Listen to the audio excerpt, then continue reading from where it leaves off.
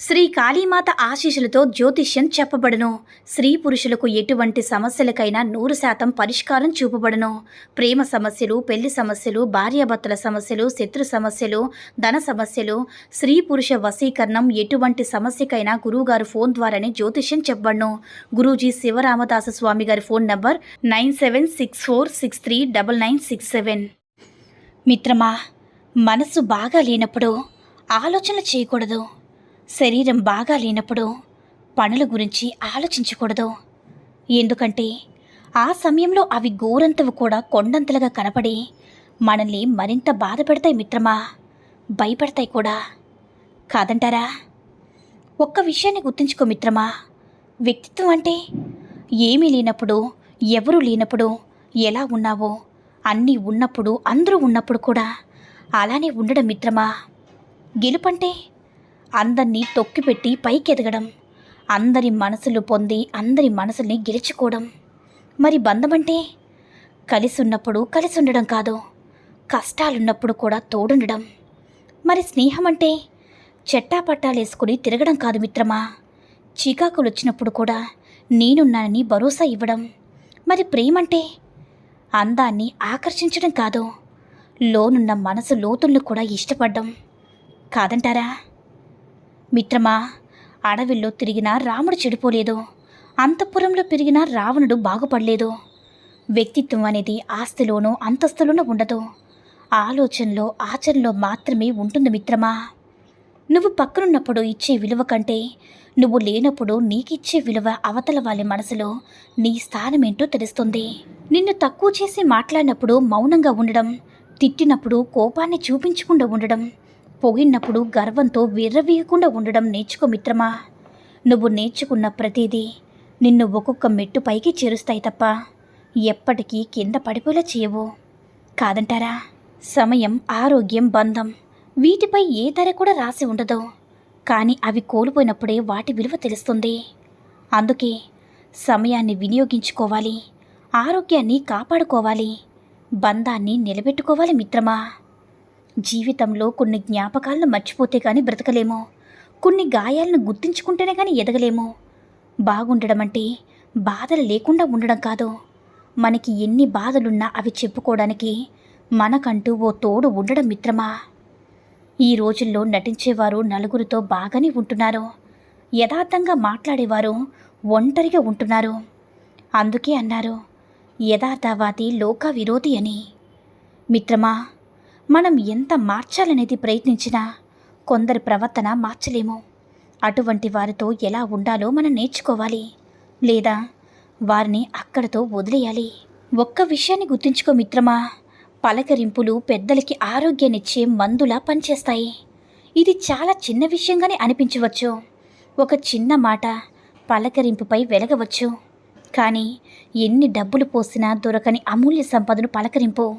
ఒక ప్రాణాన్ని నిలబెట్టవచ్చు, ఒక బాధని తొలగించవచ్చు, ఒక ఆలోచనని రెట్టించవచ్చు, ఒక ఆశని చిగురింప చేయవచ్చు, మనసు గాయాలను ఘాట్లను మాన్పించవచ్చు. పలకరింపుకు అంత శక్తి ఉంటుంది మిత్రమా. పరిచయస్తులందరినీ స్నేహితులుగా భావించుకో. స్నేహితుల ఎంపిక మీద కూడా నీ విజయం ఆధారపడి ఉంటుంది. కర్ణుడు అన్ని విషయాల్లో కూడా అర్జునుడితో సమానమే, కానీ చెడ్డవాడైన దుర్యోధనుడితో స్నేహం చేసి ఓటంపాలయ్యాడు. మంచివాడైన శ్రీకృష్ణుడితో స్నేహం చేసి అర్జునుడు విజయాన్ని సాధించాడు. అదే స్నేహం యొక్క గొప్పతనం మిత్రమా. ఎలాంటి కల్మషం లేకుండా బ్రతకడానికి ఇది మన తాతల నాటి యుగం కాదు. ప్రస్తుతం ఈ ప్రపంచం నకిలీ మనుషులు తిరుగుతున్న కలియుగం.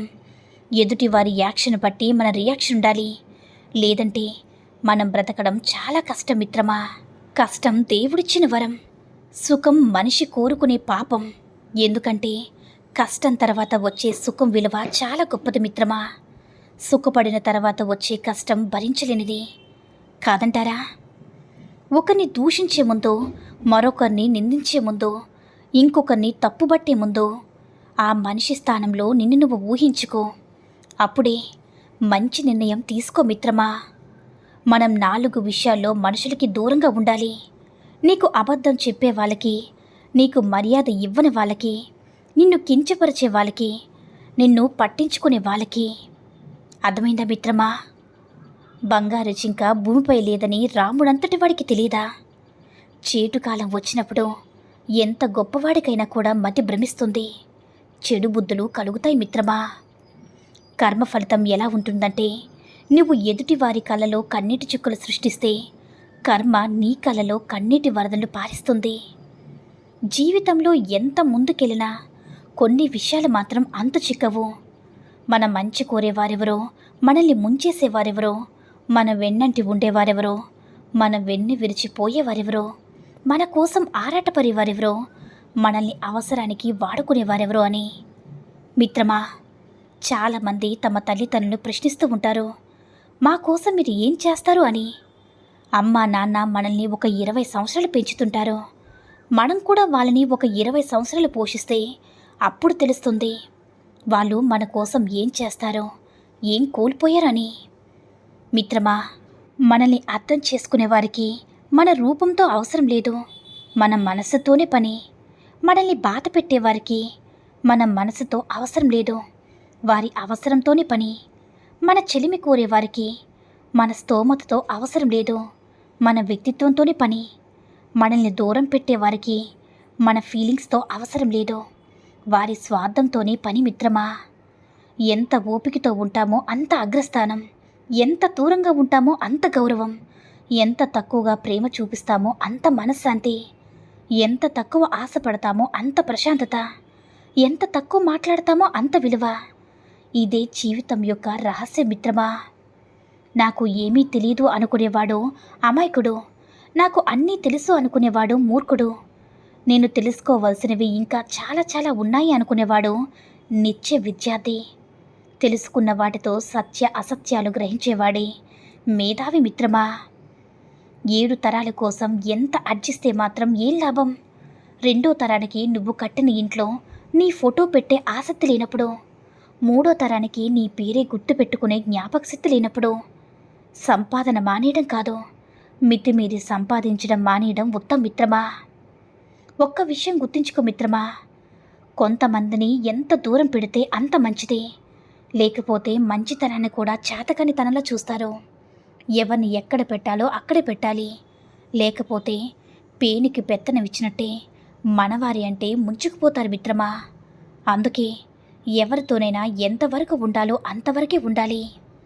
మిత్రమా, నీతి నిజాయితీతో బ్రతికే బ్రతుకులో రాజసం ఉంటుంది. ఎందుకంటే ఎవ్వరికీ వంగి వంగి దండాలు పెట్టనవసరం లేదు, మరీ ముఖ్యంగా ఎవ్వరికీ భజన చేయాల్సిన అవసరం లేదు. అదొక రాజసం అంతే. అలా బ్రతకాలంటే చాలా దమ్ము ధైర్యం ఉండాలి మిత్రమా. నువ్వు ఎవరినైతే ఎగతాళి చేస్తావో, ఎవరినైతే చులకనగా చూస్తావో, ఎవరినైతే విలువ లేకుండా మాట్లాడతావో వారితోనే అవసరం వచ్చేలా చేస్తాడు ఆ భగవంతుడు. అందుకే ఎవరిని కూడా తక్కువగా అంచనా వేయకు మిత్రమా. జీవితంలో ఎవరిని కూడా తక్కువగా చూడకు. ఎందుకంటే 5 రూపాయల పెన్ను కూడా 5 కోట్ల చెక్కు రాస్తుంది. ఎవరి విలువ వారిదే అని. మిత్రమా, ఒక స్త్రీలో ఎంతటి ఆకర్షణ ఉందంటే, ఎంతటి మగాడినైనా తన అందంతో, తన అభినయంతో తన చుట్టూ ఒక కుక్క పిల్లలా తిప్పుకోగలదు. ఒక మగాడు ఎప్పుడైతే స్త్రీని మోహిస్తాడో అప్పట్నుంచి ఆమె అందానికి, మాటలకి, చూపులకి అతను చలించిపోతాడు. ప్రతి క్షణం ఆమె కోసం పరితపిస్తూ అతని జీవితాన్ని ఆమె కాళ్ళ దగ్గర పెట్టేస్తాడు మిత్రమా. ఆమె మెప్పు కోసం, ఆమె ఆనందం కోసం, ఆమె తనువు కోసం ఎంత నీచానికైనా వెనకాడడో.